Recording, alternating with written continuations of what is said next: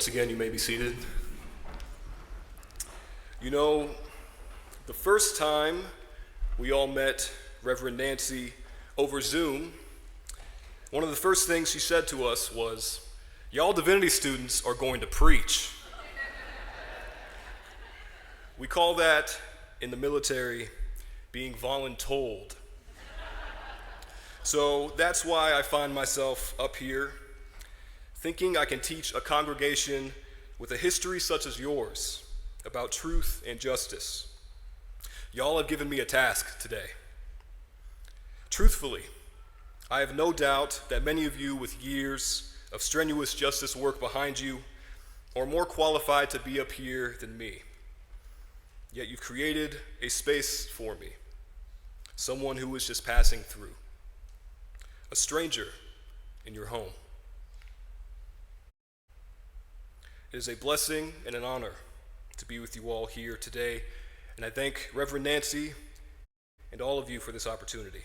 But before I get started, I would like to take a moment to tell you all a little bit about why I'm here. Bishop William Barber, who I know is watching via live stream right now, and who I know many of you are familiar with, recently started the new center at Yale called the Center for Public Theology and Public Policy. The center seeks to bring together theologians and economists and impacted people and social scientists and activists and students and many others to help draft morally sound agendas that can be of use to the general public and to our legislators. Giselle, Benjamin, and myself are all students at the Yale Divinity School, and we are the inaugural interns sponsored by this new center. We spent last month in Alabama shadowing the Reverend Carolyn Foster, and we will spend the remainder of this month shadowing Reverend Nancy Petty. It's been a joy so far. So if you'd like to learn more about this center, you can Google Theology and Policy Yale, and it will be the first website that pops up. I'd like to begin with a poem, one written by the Lebanese-American poet and mystic, Khalil Gibran. My people and your people are dead. They died a painful and shameful death. Yet here I am, living in plenty and in peace. My people died on the cross with their hands stretched towards east and west. They died silently, for humanity had closed its ears to their cry. My people died because they loved their neighbors. They died because they placed trust in all humanity. They died because they did not oppress the oppressors. They died because they were peacemakers. They died because they were the crushed flowers and not the crushing feet.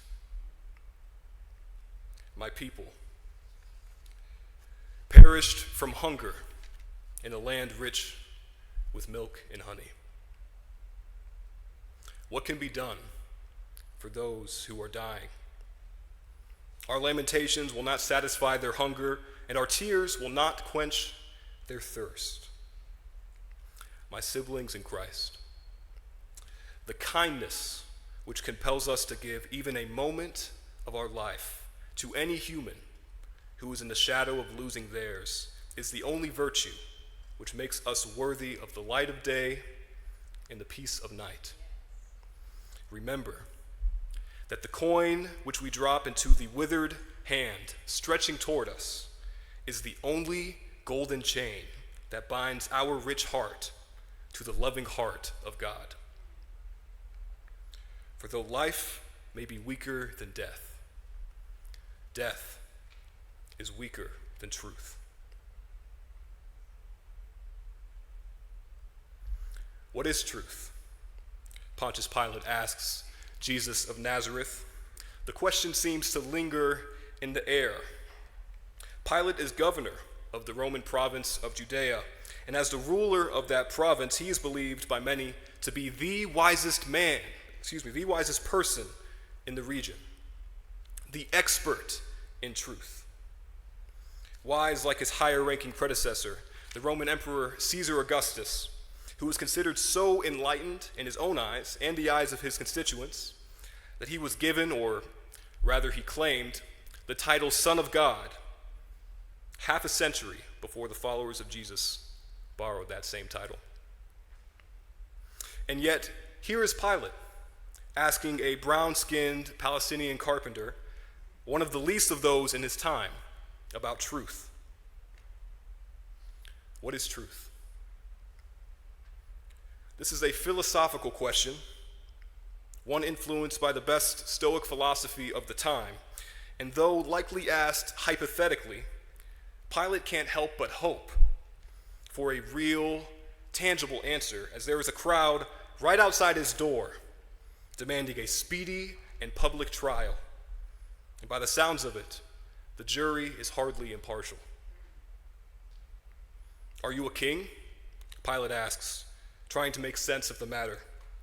"For your own nation and the chief priests have handed you over to me. What have you done?" What is truth? The writer of the Gospel of John is obsessed with it, for in their gospel the word truth appears 5 times more than all other gospels combined. And yet the question is not answered by any words, but by the very presence of the person sitting across from Pilate. If only Pilate could reach out and touch the outstretched and withered hand of this person, this Nazarene, he would have his answer. And yet, in his fear, Pilate fails to identify truth, who stares directly back at him from behind the bars of a jail cell.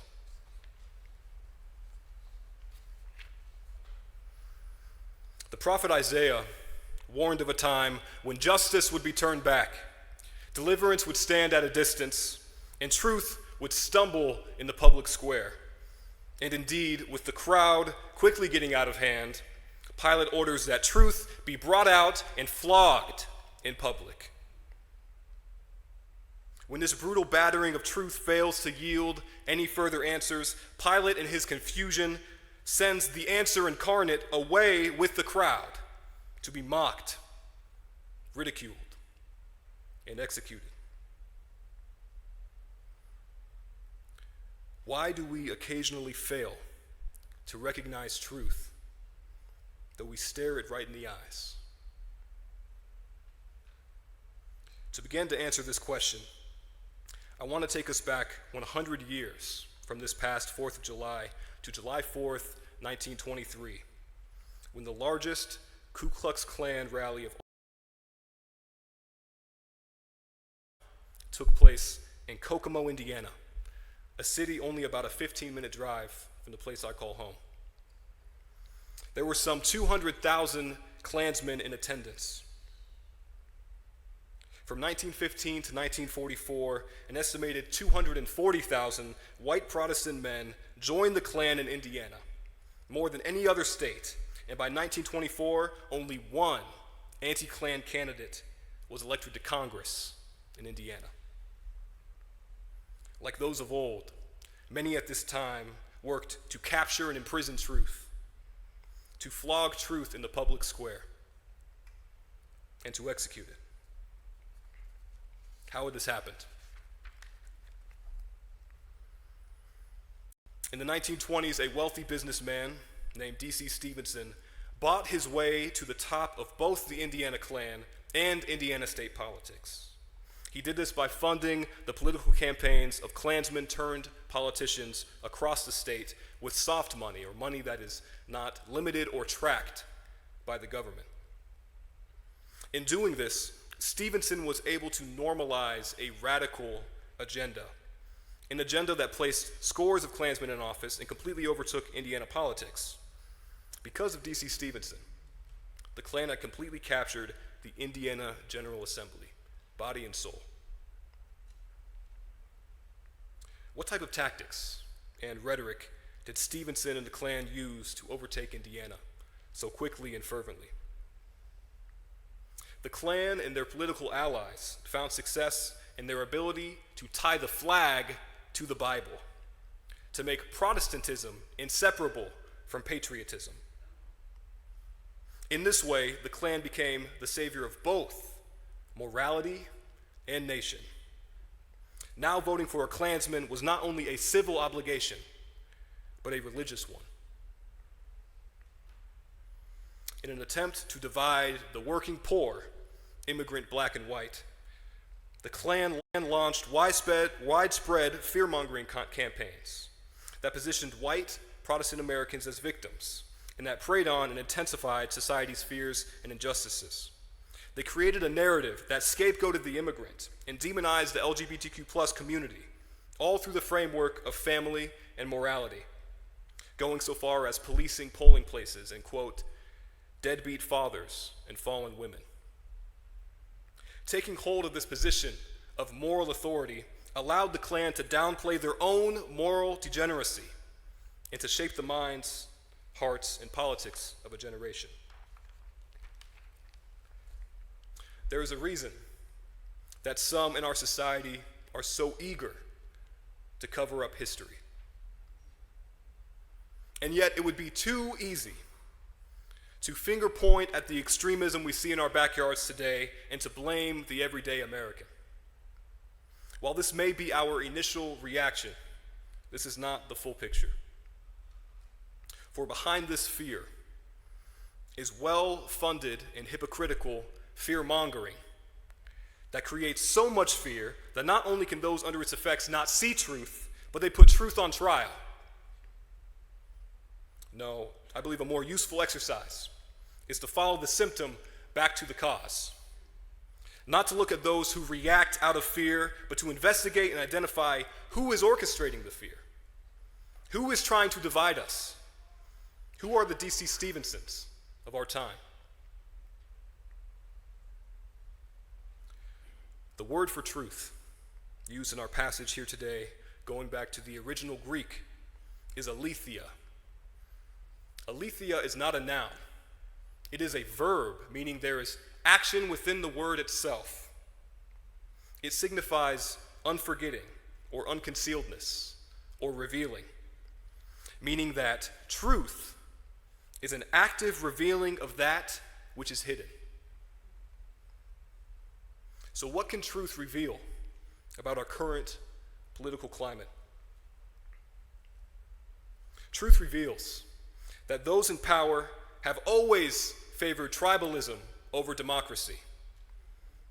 That anti-immigrant, Protestant, patriotic ideology that is spread through strategic fear-mongering and voter suppression, disguised through moral hypocrisy and funded by means of untraceable money, is nothing new. Truth reveals that pointing our finger at our neighbors, many of whom belong to the 140 million Americans who are poor or low wealth, is a useless and harmful exercise that itself is born out of fear.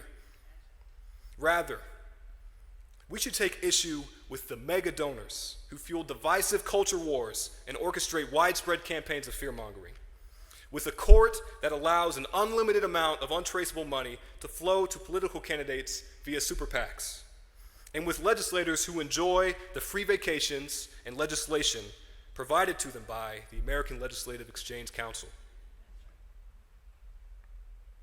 Truth reveals that the future lies in cooperation, not in division.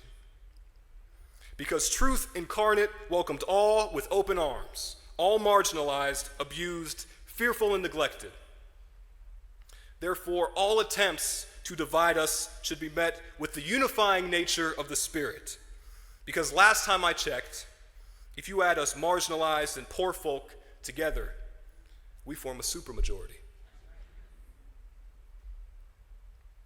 No, we must not let fear blind us from seeing the truth that is always right in front of us. Rather, we must reach out and touch one another. For God has not given a spirit of fear, but of love, joy, peace, patience, kindness, generosity, faithfulness, gentleness, and self-control.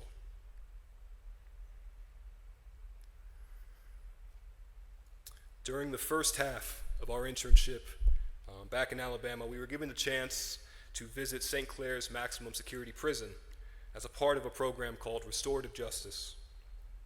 This program seeks to reconcile inmates with their victims and communities. Sitting around in a circle and sharing stories, a 74-year-old man, an inmate sitting next to me, said, "You know, I've been in here almost 30 years. I know I'm never getting out. I know I'm going to die in this place. But I tell you today, I am free."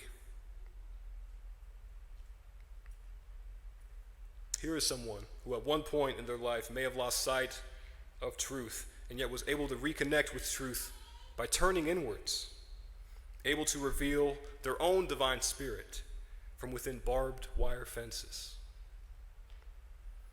Sitting in front of me was my own tangible truth, an outstretched and withered hand from behind the bars of a jail cell.